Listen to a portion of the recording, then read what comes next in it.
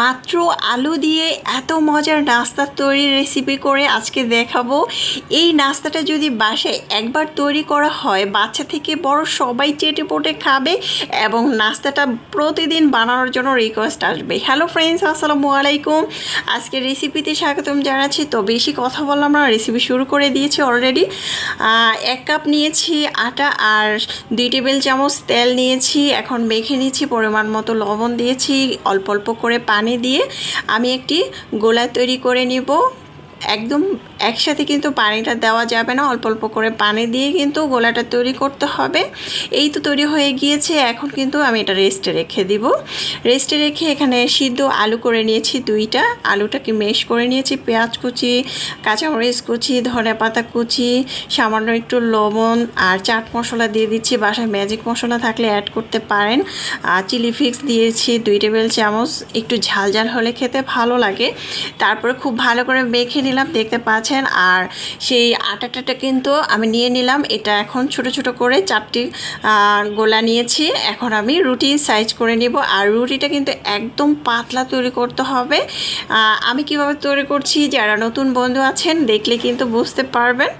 এখন আমি এই তো একদম পাতলা একটি রুটি তৈরি করে নিয়েছি। সবগুলো রুটি কিন্তু আমি সেম এভাবে তৈরি করে নেব। এখন আমি ওই রুটির মধ্যে দিয়ে দিচ্ছি যে ভর্তা তৈরি করে নিয়েছি, সেটা দিয়ে দিচ্ছি। দিয়ে তারপর আমি উপরে আরেকটি রুটি দিয়ে দিব, দিয়ে টমেটো সস দিয়ে দিব। বাসায় যদি কাঁচামরিচ ধনেপাতা থাকে সেক্ষেত্রে অবশ্যই কাঁচামরিচ ধনেপাতা, একটু রসুন দিয়ে ধনেপাতাটা একটু ব্লেন্ড করে সস বানিয়ে নেবেন, তাহলে ওইটা দিলেও কিন্তু খেতে অনেক বেশি ভালো লাগবে। এটা আপনাদের টিপস বলে দিচ্ছি। এক এক করে আমি দেখতে পাচ্ছেন স্টেপ বাই স্টেপ সবগুলো দিয়ে দিলাম।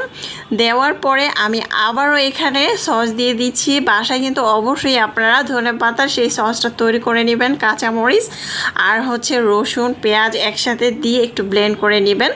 এই তো আমার কিন্তু অলরেডি নাস্তাটা তৈরি করা হয়ে গিয়েছে। এই পর্যায়ে আমি এইভাবে হাত দিয়ে আলতো করে নিয়ে নিব। দেখতে পাচ্ছেন এটা কিন্তু ভাঙতেছে না। লেয়ারটা খুব সুন্দর করে দেওয়া হয়ে গিয়েছে। এখন চুলায় আগে থেকে একটু পানি বসিয়ে একটু পানিটা গরম করে একটা চালনের ভিতরে দিয়ে এখন আমি ঢাকনা দিয়ে ঢেকে 2 থেকে 3 মিনিট রাখলেই কিন্তু এটা সিদ্ধ হয়ে যাবে। ঢাকনা দিয়ে ঢেকে দিলাম।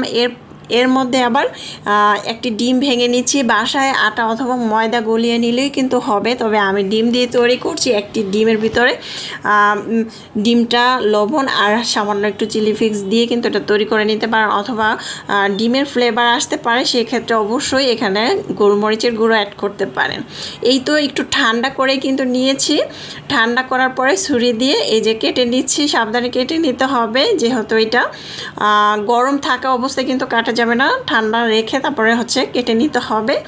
এই তো খুব সুন্দরভাবে কিন্তু অনেকগুলো নাস্তা তৈরি করা হয়ে গেল।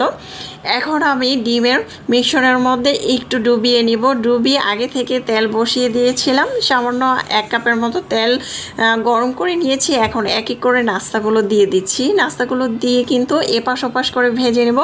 হ্যাঁ, আর অবশ্যই ধৈর্য ধরে চুলার পাশে দাঁড়িয়ে কিন্তু এটাকে তৈরি করতে হবে, না হলে উপর দিয়ে পুড়ে যাবে, ভিতর দিয়ে কাঁচা থাকবে, সেটা কিন্তু চলবে না। নাস্তাটা অবশ্যই ধৈর্য ধরে তৈরি করার চেষ্টা করবেন। আর সব নাস্তা বলতে না, যে কোনো রান্না আপনি ধৈর্য ধরে মন থেকে যদি রান্নাটা করেন, সেই রান্নাটা কিন্তু খেতে অনেক বেশি ভালো লাগবে। তো এক এক করে আমি সবগুলো উল্টে পাল্টে দিচ্ছি কাঁটা চামচ দিয়ে।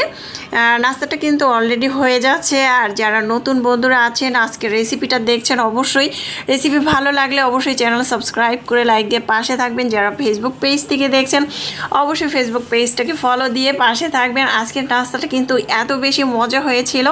যাই হোক, আমার নাস্তাটা তৈরি করা হয়ে গিয়েছে। এখন আমি তেলটাকে ছেঁকে নিয়েছি।